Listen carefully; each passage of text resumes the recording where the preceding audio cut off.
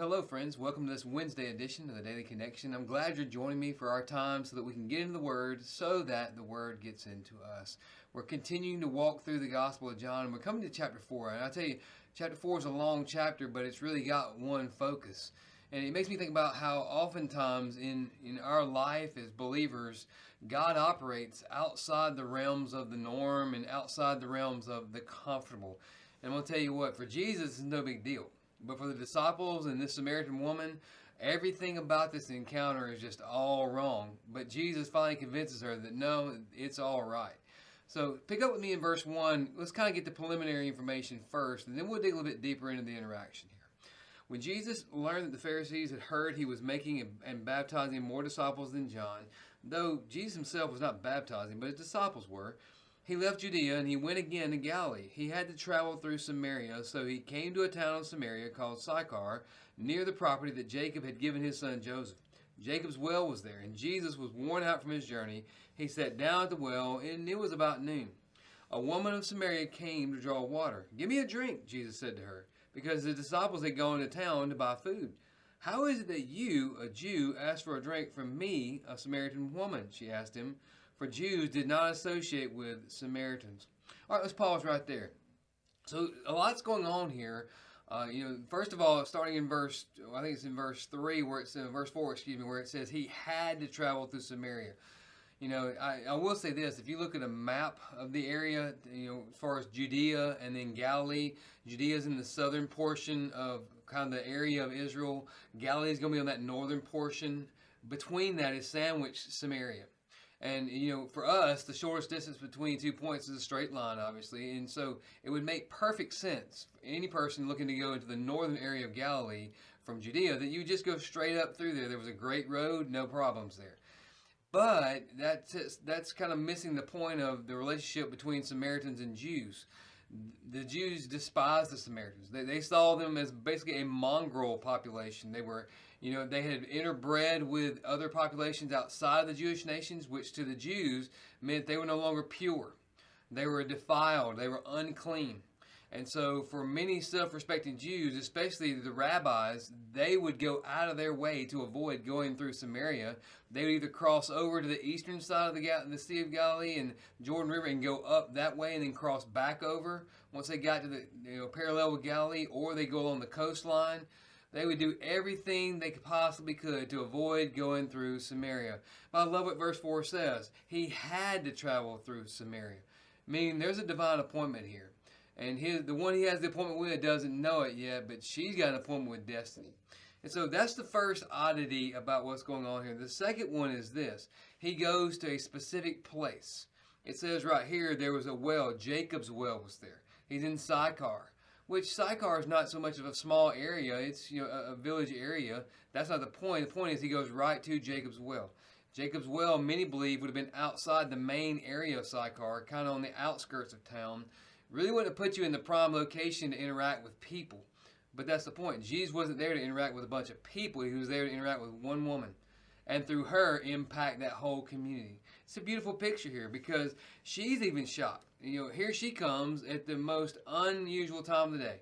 Most women, when they would go together, one writer put it this way, when they were carrying out their chores, which part of it would have been to go draw water for the family, they would either do it very early in the morning before it got so hot, or they would do it later in the evening after it had cooled off a little bit. Rarely, if ever, a woman would go to the well to draw water in the middle of the day. And yet here we see she's drawing water in the middle of the day. Why is that? Well, later on, Jesus identifies that this woman's got a social stigmatism in terms of, she's had several husbands, and the guy she's with now is not her husband. And although the Samaritans were not viewed very highly by the Jews, the Samaritans themselves did have a high standard in terms of certain aspects of the law, and I can assure you she would not have been well thought of in her community. She would have been seen as basically a harlot, a prostitute in a sense.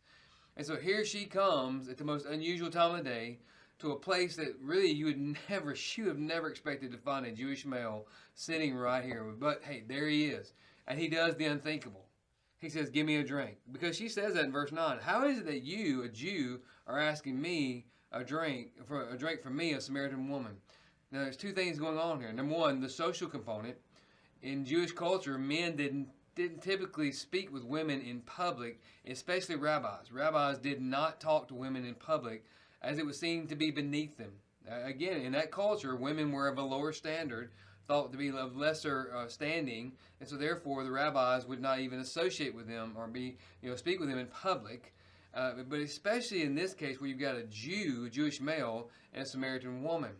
But the thing about it is, when it says ask for a drink from me, it means that he actually asked a drink from the cup she was using. Hey, give me a drink from that cup you're using.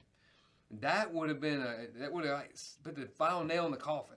That's like him saying, "Hey, I'm identifying with you because you've used that, I'm using that. So if he could be made unclean by being there and by talking to her, he said, let me go ahead and finish this, and I want to use your cup." And he's like, "Hey, boom." Any Jew who saw this would have declared Jesus to be about as unclean as he could be. Jesus is not worried about that. She is, though. She's like, "Hey, why are you asking me for this? Number one, you're a Jewish male. Number one, you're a Jew. Number two, you're a male. This is all wrong. Why are you doing this?" And Jesus clarifies to a point she doesn't get it. Hey, if you knew the gift of God and who it was asking you, "Give me a drink," then you would ask him, and he would give you living water. And that launches us into the beautiful conversation that inevitably leads to her going back to her own people and saying, "I found the one who's called Messiah. Come and see."